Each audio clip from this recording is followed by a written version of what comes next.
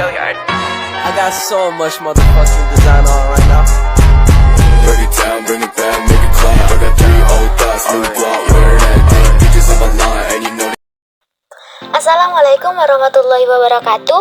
Pertama-tama, video ini dibuat untuk memenuhi tugas ujian akhir semester genap mata kuliah Ushul Fikih Ekonomi yang diampu oleh Bapak dosen Fahrul Razi MHI. Baik, pada video kali ini saya akan membahas tentang ihtisan nas sebagai metode hukum dalam jual beli online. Salah satu kegiatan perekonomian yang sekarang banyak dilakukan oleh masyarakat adalah jual beli dengan sistem online, yang mana kedua belah pihak tidak bertemu secara langsung dan barang yang diakad pun belum berada di tengah keduanya. Nah, karena ini berhubungan dengan kemajuan teknologi, sehingga para ulama dikerahkan untuk dapat memberikan fatwanya atau ijtihadnya terhadap salah satu kasus kegiatan perekonomian yang tengah marak di kalangan masyarakat. Dalam transaksi salam, saksi merupakan hal yang sangat dianjurkan karena salam merupakan transaksi yang dilakukan tidak secara tunai untuk menghindari terjadinya kemungkinan yang tidak diinginkan di kemudian hari. Oleh karena itu, Al-Quran memberikan dorongan yang kuat agar setiap transaksi dilakukan administrasi dan saksi. Nah, bagaimana sih tinjauan fikih terhadap transaksi jual beli online ini? Jual beli online ini dicoba dibandingkan dengan transaksi yang menggunakan model as-salam. Dalam salah satu fatwa MUI tentang jual beli as-salam dibolehkan karena berlandaskan dalil Al-Quran surat Al-Baqarah ayat 282, yang artinya, hai orang-orang yang beriman, apabila kamu bermuamalah tidak secara tunai untuk waktu yang telah ditentukan, hendaklah kamu menulisnya.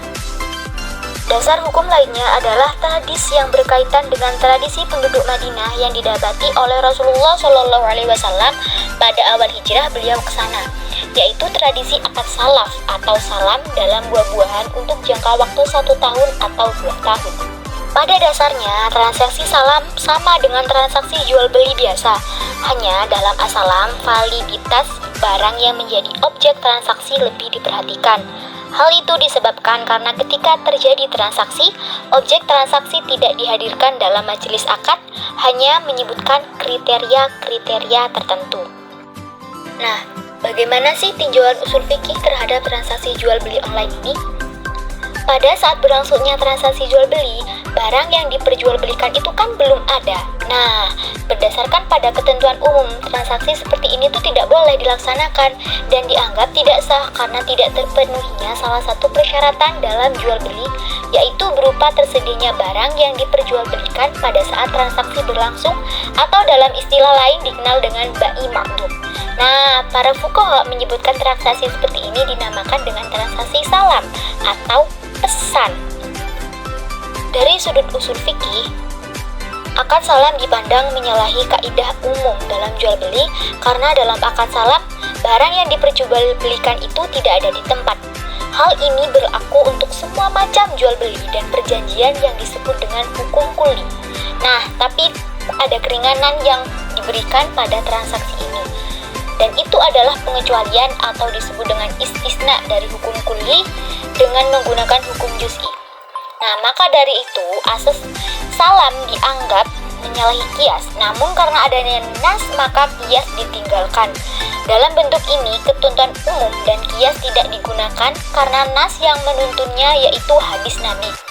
Istilah perpalingan ini disebut dengan ihtisan dengan sandaran nas atau ihtisan nas. Demikian menurut pandangan fuqaha Hanafiyah dan Malikiyah yang menjadikan ihtisan sebagai salah satu metode istinbat hukum. Terlepas dari semua perbedaan pendapat itu, as-salam boleh sesuai dengan Al-Quran dan As-Sunnah dan berlandaskan bahwa dalam transaksi salam terdapat unsur yang sejalan dengan upaya merealisasikan kemaslahatan perekonomian. Apalagi di zaman sekarang ini itu sudah sangat lazim sekali yang namanya jual beli melalui online. Nah, transaksi ini juga merupakan rukhsah atau keringanan bagi umat manusia dan hal ini juga telah ditinjau dengan perkembangan zaman, teknologi, serta dapat memudahkan kegiatan perekonomian ketika membutuhkan.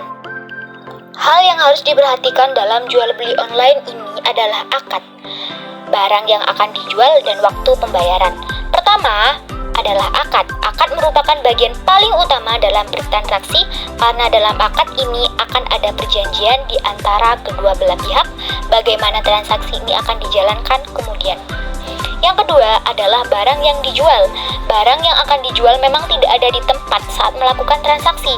Namun, dari para penjual, barang haruslah menyebutkan kriteria dari barang yang akan dijual dan menjelaskan secara rinci kondisi barang tersebut. Yang ketiga adalah waktu pembayaran.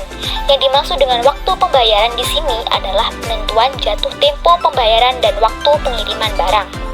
Nah, seperti itu syarat-syaratnya yang harus kita perhatikan dalam jual beli online.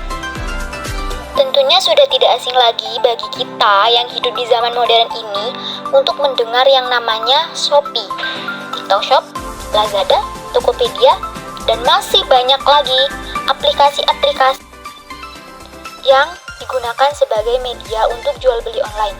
Maka dari itu, kita sebagai pelanggan harus pintar-pintar memilih aplikasi mana yang terpercaya, toko mana yang telah mendapatkan rating bagus dan terpercaya, serta jasa pengiriman seperti apa yang kita inginkan. Kita bisa menentukan secara baik, secara matang agar ketika nanti sudah terjadi transaksi dan barangnya telah sampai, kita tidak merasa kecewa.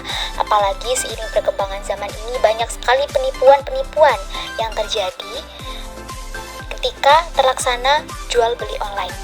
Nah, itu saja yang bisa saya sampaikan dari pembahasan kali ini. Semoga bisa bermanfaat bagi kita semua dan semoga bisa menjadi pelajaran untuk kita ke depannya.